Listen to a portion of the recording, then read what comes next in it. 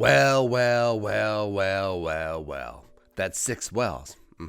All the analytics, all the new school, too cool for school, coo, saying that running backs don't matter. Hashtag running backs don't matter.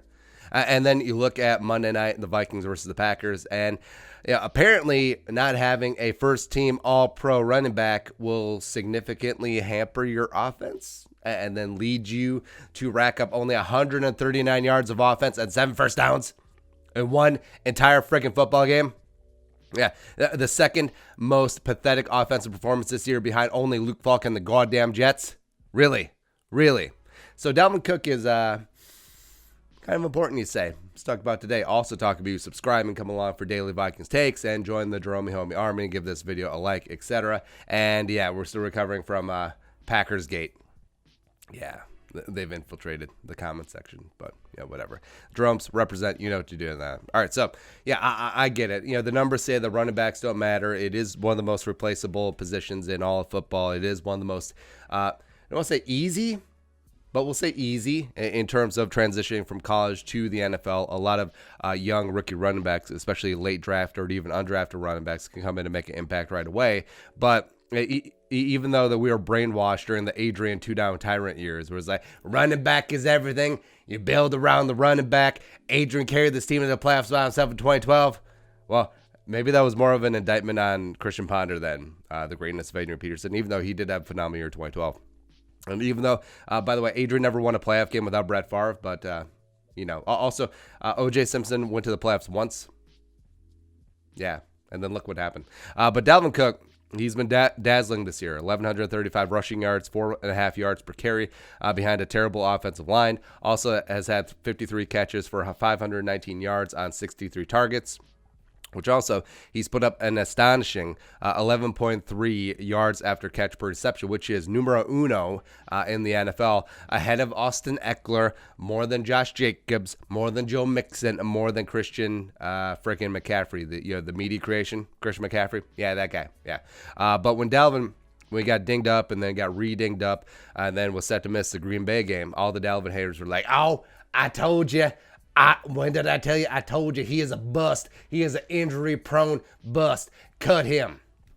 It's okay. We got Mike Boone, right? And then all the optimistic Vikings fans were sort of in the same boat. We're like, well, next man up, scheme over player. We've seen historically what Kufanski and Dennison can do with no-name running backs. Boone is a stud anyway.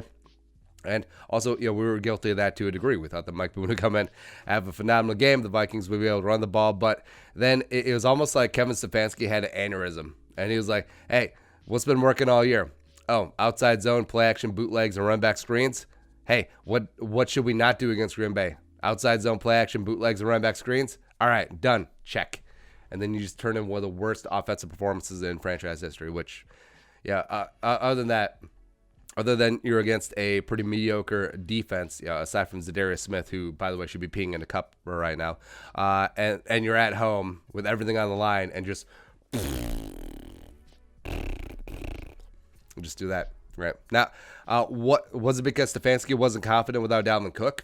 I mean, it's possible. Or did he just choke, which is also possible as well. Or is Mike Boone still developing? Is going to be very good someday, a la the Aaron Jones career arc. Look what he's doing in Green Bay now. But, I mean, with Dalvin Cook, he is a first-team all-pro for a friggin' reason. All these things could be true and probably are. And that's why I'm optimistic as the Vikings rumble into the playoffs. And Dalvin's going to be healthy, or as healthy as he can be in these next 2 weeks, and is going to be a factor again. His running is going to help the offensive line cover up some warts, which he has all season. His running and receiving helps Kirk Cousins in a number of ways, because running, you give you legit play action, and also having a solid underneath option in the receiving game has been great for Kirk Cousins this season. So I know that the Monday night game is going to leave just a really sour, terrible taste in your mouth for a while. And also, I mean, it's a free skate against the Bears. They could lose, they could win, they could do whatever, but they're going to be resting a number of people. But the first time that we see the Vikings in 2020 in 2 weeks, they will be a different team.